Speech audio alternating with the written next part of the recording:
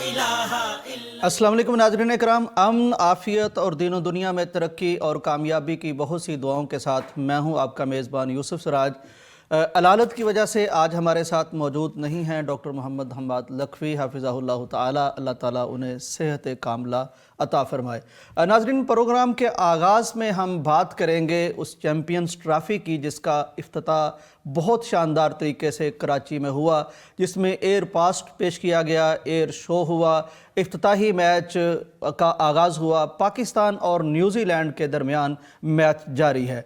नाज़रीन, मैच जो होते हैं आज की जदीद दुनिया में, ये किसी कौम के लिए, किसी मुल्क के लिए बहुत अहमियत के हामिल हो गए हैं। इसकी एक मिसाल आपने देखनी हो तो आपको सऊदी अरब को देखना चाहिए, जिसने बहुत कोशिश करके फ़ीफ़ा वर्ल्ड कप का अगला टूर्नामेंट, दुनिया का आलमी वर्ल्ड कप, वो अपना सऊदी अरब में मुनक़्क़द करवाया है। वहाँ स्टेडियम बन रहे हैं। वजह इसकी ये है कि आज की दुनिया में जो काम सफ़ीर करते हैं, सॉफ्ट इमेज का जो काम मुख्तलिफ ज़राए से ममालिक करते हैं और जिसकी उनको ज़रूरत होती है, उसमें एक बहुत बड़ा फैक्टर ये मैचेस का है। चूँकि मैच जब होते हैं तो फिर पूरी दुनिया आपकी तरफ मुतवज्जे होती है। इस मैच से तबलीग का काम भी लिया जा सकता है, जैसा कि पिछले फ़ीफ़ा वर्ल्ड कप में हमने देखा कि कतर ने अपनी कमाल इख्तराई सलाहियत से उसको एक पूरे यानी कि इस्लामिक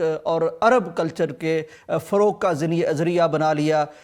अमरीकी अदाकार के सामने जिस तौर पर एक माज़ूर बच्चे ने कुरान मजीद की तिलावत की और फिर उसका तर्जमा पेश किया गया, और फिर जगह जगह पर जिस तरह उन्होंने इस्लामिक कल्चर को, आयात को, पेंटिंग को पेश किया, उससे भी हमें अंदाज़ा होता है कि ये जो मौक़े हैं, मैचेस के मौक़े, ये अब कोई सिर्फ खेल कूद का मसला नहीं रहा, बल्कि इससे मुल्कों की मईशत जुड़ चुकी है, इससे मुल्कों का इमेज जुड़ चुका है, इससे तबलीग के बड़े सारे ज़राए सामने आते हैं।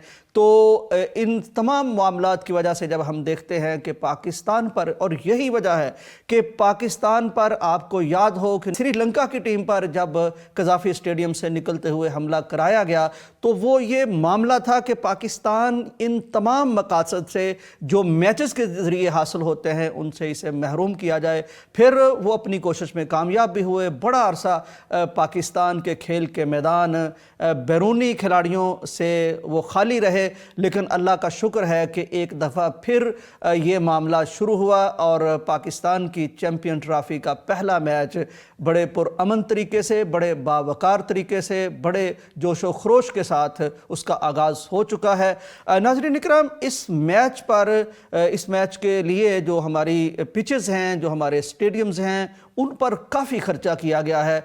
आप अंदाज़ा कीजिए कि $40 मिलियन इन पर खर्च किए गए हैं, अपग्रेडेशन की गई है। मकासद वही हैं जो मैंने आपके सामने रखे कि मैच आजकल कौमों के लिए एक बहुत बड़ा सफारती इवेंट बन चुका है। जब कौमें आपकी तरफ मुतवज्जे होती हैं, जब आपकी मईशत बेहतर होती है, जब आपका इमेज बेहतर होता है, तो $40 मिलियन लगाए गए हैं। लेकिन इसमें आमदन भी होगी। आमदन का भी मैं आपसे जिक्र करता हूं, लेकिन सरे दस्त में आपको बताऊं कि जिस तरह पाकिस्तान पर वार करने वाले मुखालिफिन वार करते हैं, कभी क्रिकेट टीम पर हमला करके, कभी अपना ये बयानिया देकर कि वो पाकिस्तान में आकर नहीं खेलेंगे, किसी न्यूट्रल वेन्यू पर, किसी न्यूट्रल स्टेडियम में खेलेंगे, तो पाकिस्तान भी अल्लाह का शुक्र है कि एक बहुत ज़हीन कौम रखने वाला, बड़ी शानदार स्ट्रेटजी रखने वाला मुल्क है।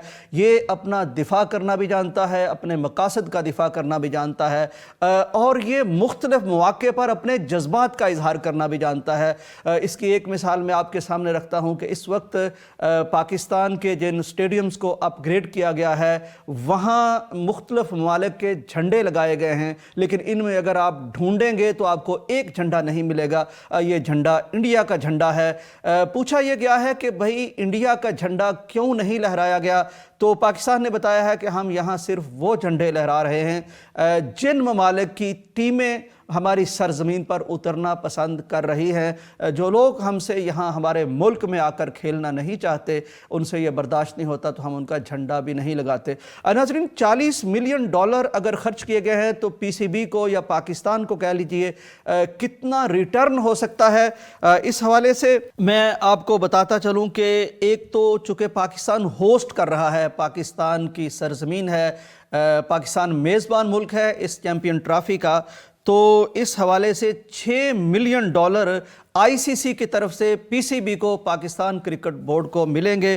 इसी तरह टिकटों की फ़रोख्त से जो एक एक्टिविटी जनरेट होगी, कौम थोड़ा सा बाहर निकलेगी, चूँकि gadgets, mobiles, computers, laptops, tablets, ये यानी हमारी कौम घरों में बैठी रहती है, तो बहुत ज़रूरी है कि इनको बाहर निकाला जाए। हमारे नौजवानों के लिए, बच्चों के लिए खेल के मैदान भी होने चाहिए और कौम के लिए भी बड़ी एक शानदार एक्टिविटी होती है।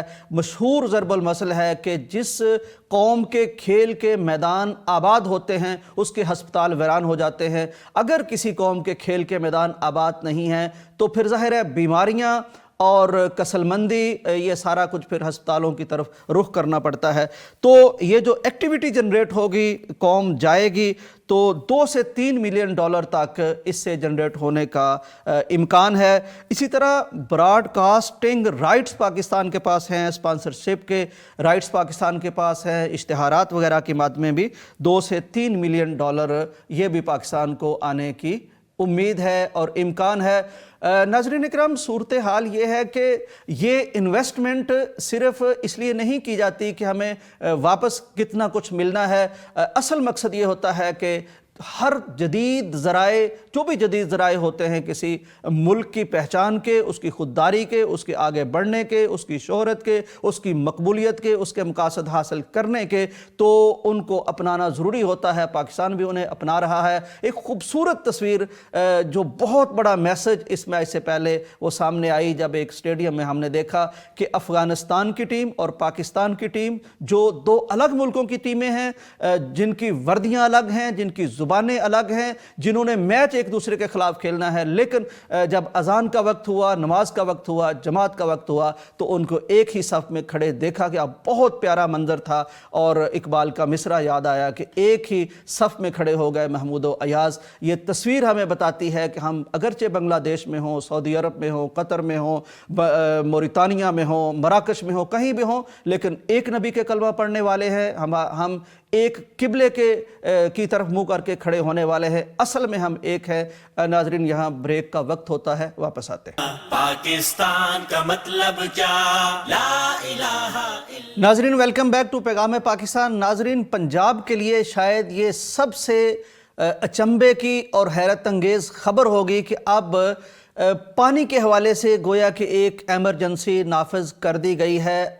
हमारे घरों में हम देखते थे कि हम बाइक धो लेते थे, साइकिल धो लेते थे, गाड़ी धो लेते थे, सड़क में हम गाड़ियां धो रहे होते थे, लेकिन अब अगर कोई ऐसी हरकत करता पाया गया तो पंजाब हुकूमत की तरफ से सख्त ऐलान कर दिया गया है कि घरों में गाड़ी धोने वालों पर 10,000 रुपया जुर्माना किया जाएगा।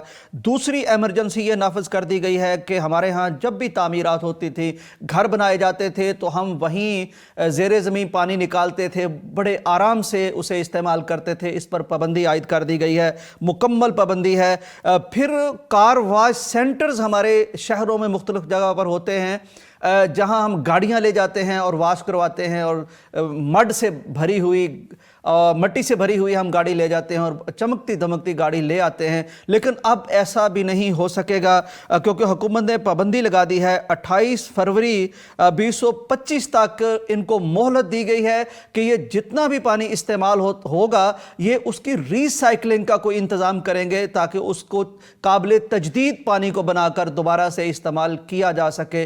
नाज़रीन इकराम, शायद आपको हैरत हो कि चूँकि अहले पंजाब को अल्लाह तबारक व तआला ने हमेशा से वाफर पानी दिए रखा है, हमारे यहाँ पानी ज़ाया करने का एक बिहेवियर पाया जाता है, एक रवैया पाया जाता है, तो शायद हमें हैरानी हो। लेकिन असल बात यह है कि پانی بھی اللہ تبارک و تعالیٰ کی ایک بے انتہا بڑی نعمت ہے جس کے استعمال کرنے کا سلیقہ ہونا چاہیے، اور اس کے بارے میں اللہ تبارک و تعالیٰ نے پوچھنا ہے۔ اور اس کا پوچھنا ہو آپ کو تو آپ سعودی عرب سے پوچھئے کہ کس قدر دقت ہے وہاں پانی۔ بعض لوگ تو بتاتے ہیں کہ پیٹرول اور پانی کی قیمتیں وہاں یکساں ہو جاتی ہے۔ اس کی قیمت پوچھنی ہو تو کبھی صحرا کے ان لوگوں سے پوچھئے، وہاں کے جانوروں سے پوچھئے جو میلوں تپتے صحرا میں سفر کرتے ہیں ننگے پاؤں اور چند قطرے پانی کے انہیں نہیں مل پاتے۔ اس کی قیمت پوچھنی ہو تو ان ملکوں سے پوچھئے جو فیوچر پر نظر رکھ رہے ہیں اور جن کا اندازہ ہے کہ مستقبل کی جنگیں پانی پر بھی ہو سکتی ہیں۔ پانی کس قدر اہم چیز ہے، اللہ تبارک و تعالیٰ نے اس کی طرف اشارہ قرآن مجید میں کر کے مسلمانوں کو پہلے سے ہی متنبہ اور آگاہ فرما رکھا ہے۔ فرمایا وَجَعَلْنَا مِنَ الْمَاءِ كُلَّ شَيْءٍ حَيٍّ، کہ زندگی کا دار و مدار، اس کائنات کی ہر زندگی کا دار و مدار پانی پر ہے۔ پانی کے حوالے سے پاکستان بے انتہا خوش قسمت ہے، یعنی پاکستان ان ممالک میں شمار ہوتا ہے جن کے پاس یہ نعمت بے انتہا موجود ہے۔ کئی طرح سے ہمارے پاس یہ پانی کی نعمت ہے، زیر زمین پانی کے ریزروائر بہت زیادہ ہیں۔ پھر اگر ہم دیکھیں کہ ہمارے شمالی علاقہ جات میں بے انتہا گلیشیئر، یعنی دنیا کے پاس ایسا خزانہ نہیں ہوتا، جمع جمایا فریش پانی کا ذخیرہ جو کئی نسلوں تک کام آ سکتا ہے۔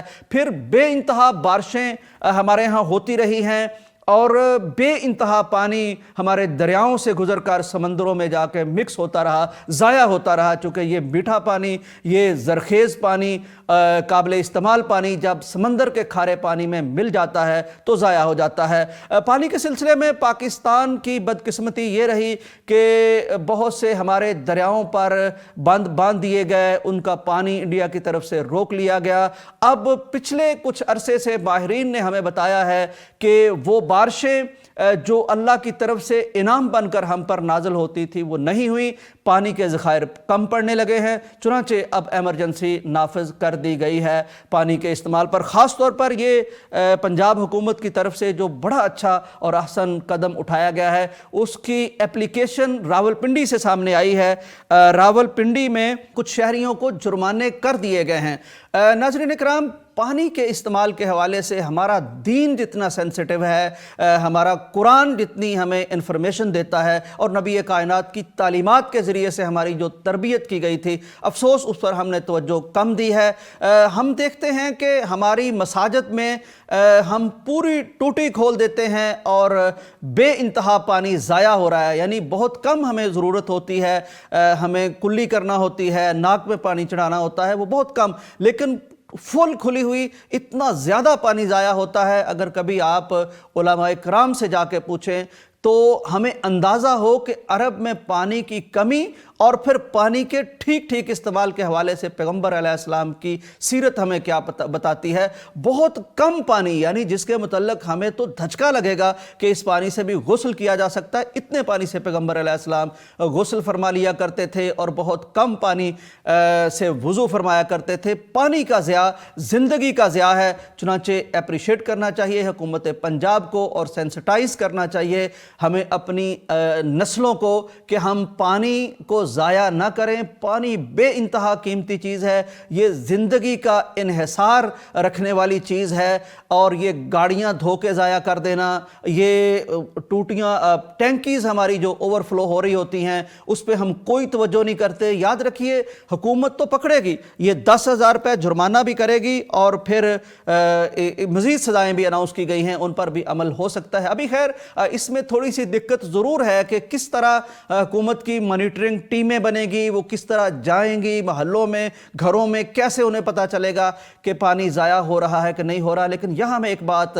آپ کو بتانا چاہتا ہوں اسلامک پوائنٹ آف ویو سے، اسلامک حوالے سے، کہ پانی کا ضیاع روکنا حکومت کی نہیں ہماری دینی ذمہ داری ہے، قومی ذمہ داری بھی اب بن گئی ہے، چونکہ ہمارے حکمرانوں کی طرف سے ہمیں بتایا گیا کہ پانی کی کمی ہے۔ خدا نہ خواستہ وہ وقت ہمیں دیکھنا پڑے کہ ان ممالک کی طرح ہم ترس رہے ہوں قطرے قطرے کو۔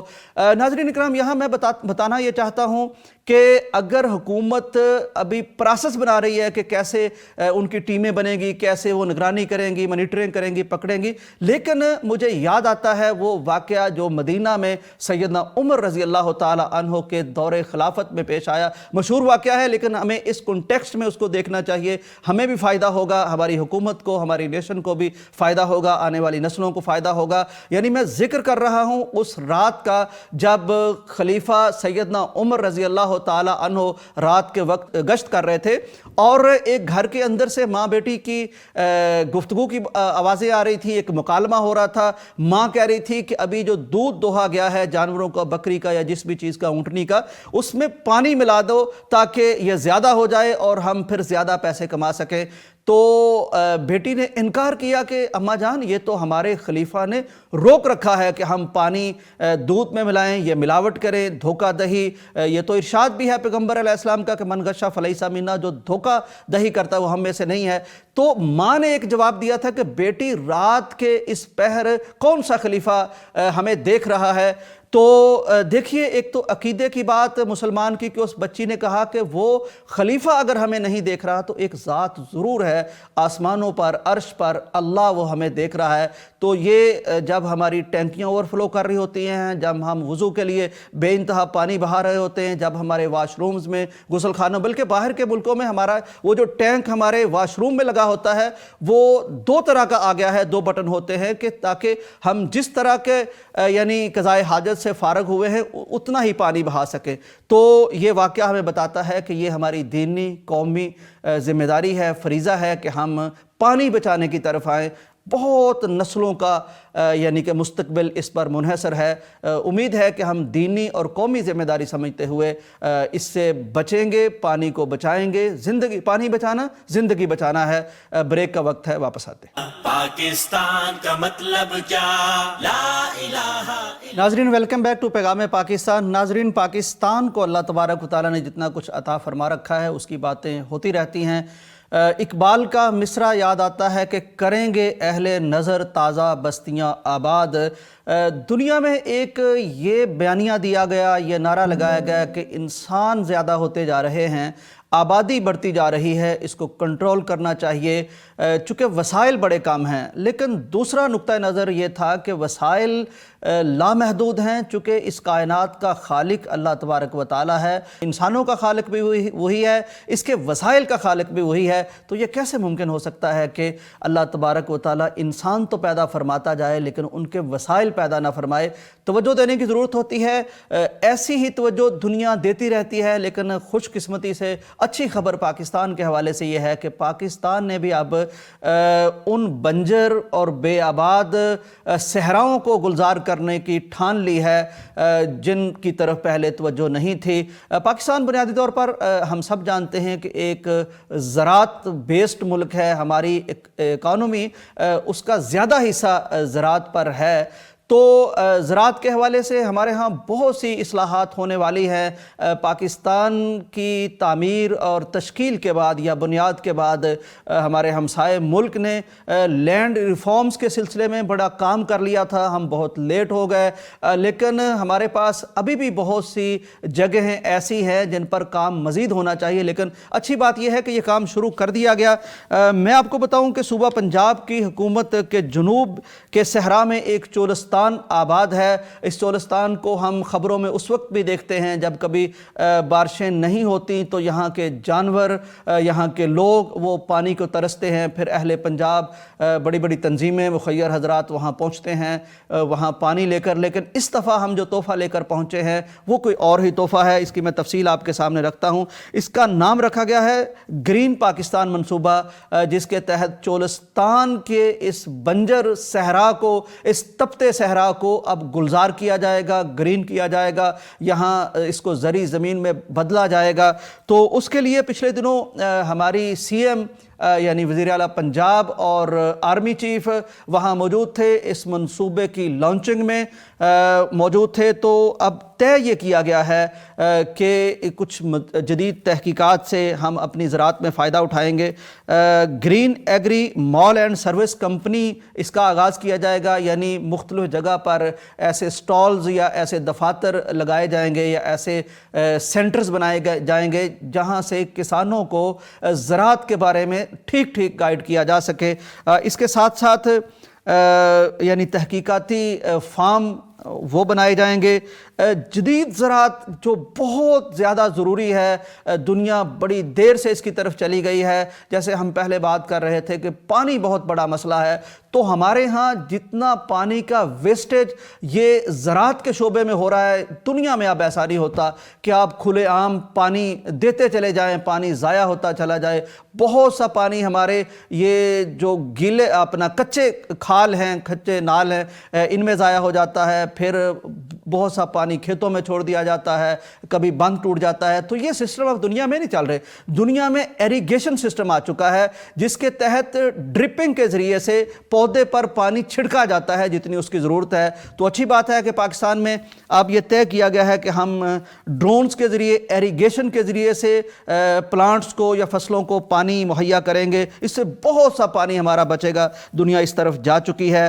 اسی طرح جدید مشینری استعمال کی جائے گی۔ پھر فیصل آباد میں ہماری ایک بہت شاندار جامعہ ہے جس کو ہم زرعی یونیورسٹی کہتے ہیں، اس میں بڑی تحقیقات ہوتی ہے۔ اب دنیا میں مثلا میں آپ کے سامنے ایک مثال رکھتا ہوں کہ یہ جو ہماری جوسر مشین ہوتی ہے، اس میں اگر فروٹس ڈالتے ہیں اور ان میں جو بیج ہوتے ہیں وہ جوسر مشین کو خراب کر دیتے ہیں۔ چنانچہ بہت سے ممالک اب اپنی مشین خراب کرانے کی بجائے وہ اس طرف چلے گئے ہیں، چونکہ ہائیبرڈ بیج، جدید تحقیقات سے ایسے بیج بنا لیے گئے ہیں جن میں آپ کے فروٹس میں بیج نہیں ہوتے۔ چنانچہ مستقبل میں وہ ممالک، ہمارا کنو بہترین ہے، ہمارا مالٹا بہترین ہے، ہمارا آم بہترین ہے، اور بھی ہمارے پاس فروٹس ہیں، شمالی علاقہ میں سیب بڑا شاندار ہے ہمارا۔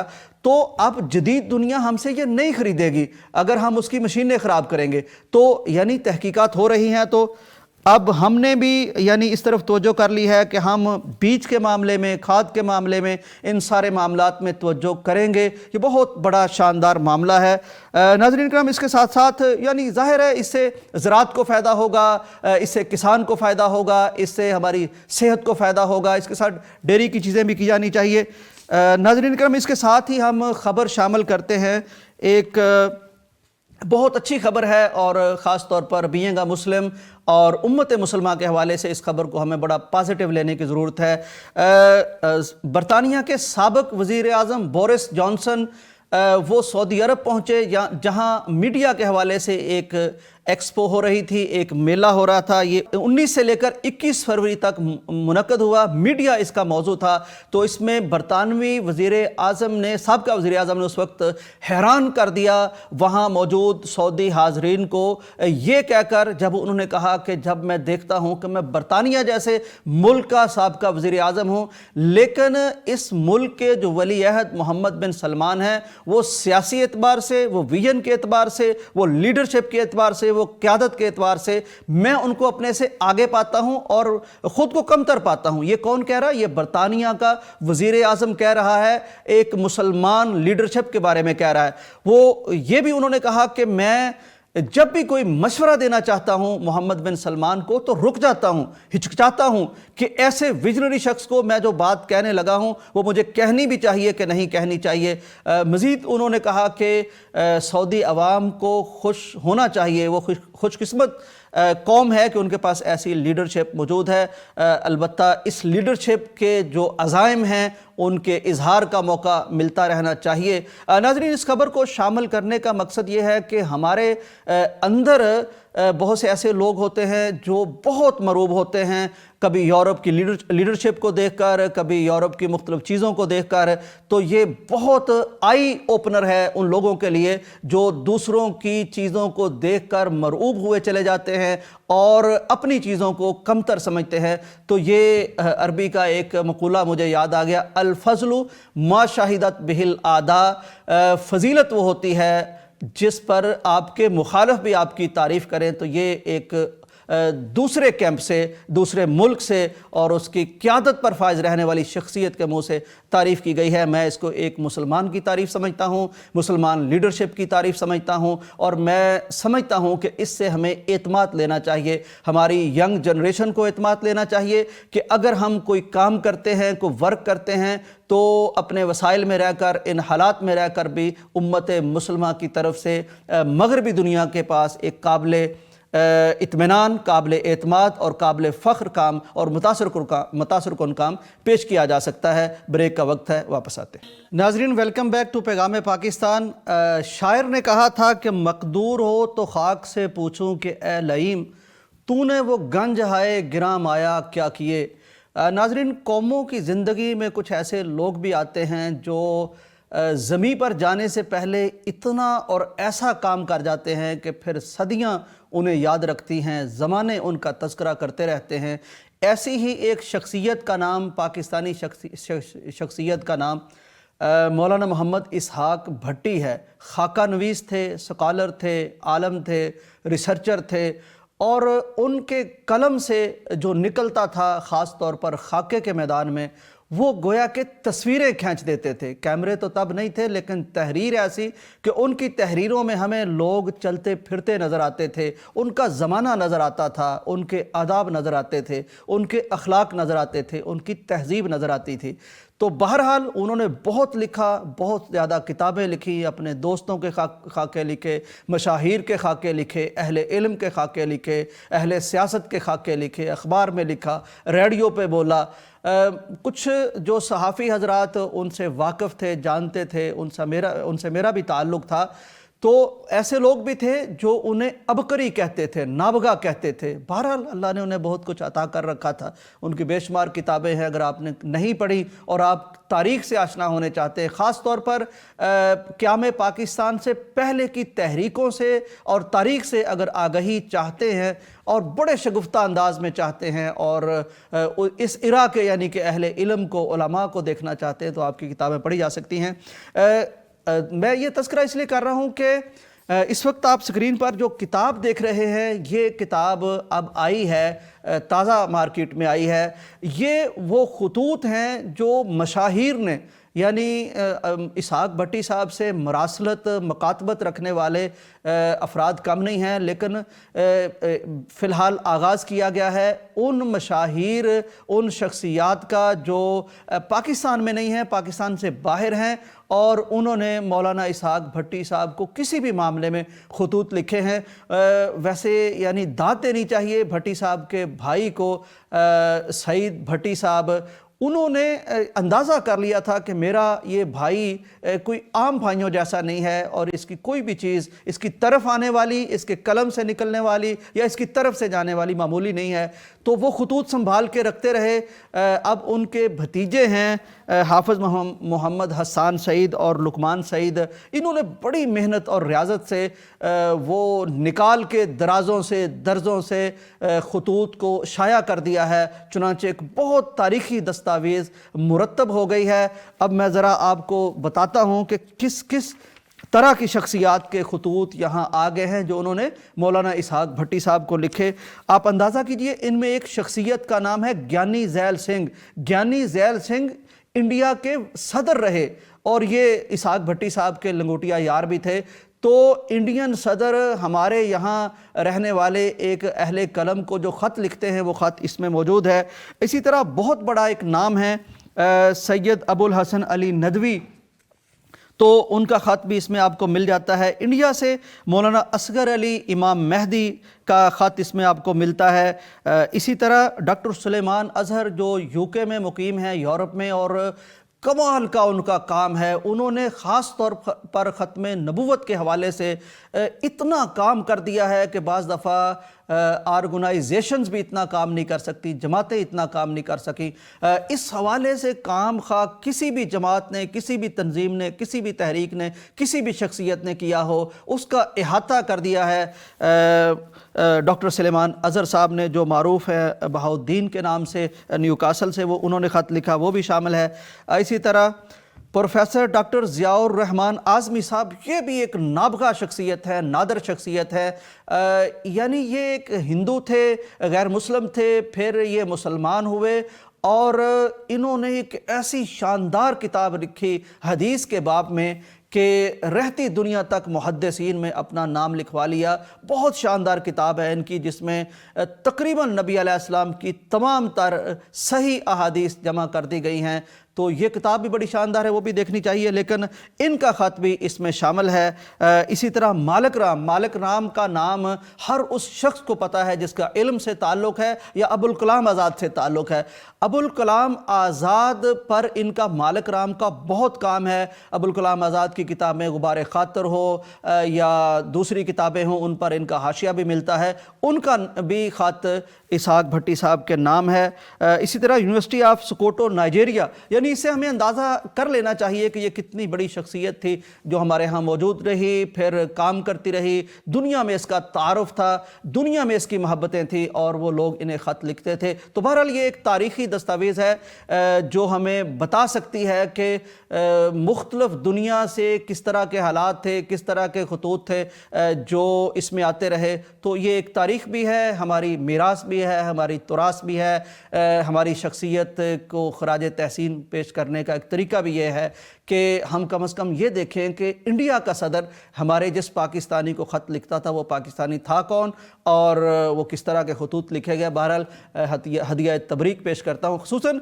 यहाँ मैं तज़किरा करना चाहता हूँ डॉक्टर मोहम्मद हमाद लखवी साहब का, जिनका मुरत्तब ने तज़किरा किया कि ये आइडिया दरअसल डॉक्टर साहब ने जब वो अपनी फैकल्टी के ऑफिस में बतौर डीन बैठे हुए थे तो उन्होंने पूछा कि भट्टी साहब की कोई ऐसी चीज़ जो अभी तक तबाअत के मराहल तय ना कर सकी हो, तो उन्हें बताया गया खतूत हैं, तो उन्होंने कहा कि इन्हें ज़रूर आना चाहिए। तो ये सदका जारिया भी है और एहसान है डॉक्टर मोहम्मद हमाद लखवी साहब का अहले इल्म पर, अहले किताब पर और इसहाक भट्टी साहब से वाबस्ता लोगों पर कि उन्होंने ये आइडिया दिया। और काबिल तहसीन है मोहम्मद सईद साहब और लुकमान सईद साहब जिन्होंने इसको पाया तकमील तक पहुँचाया।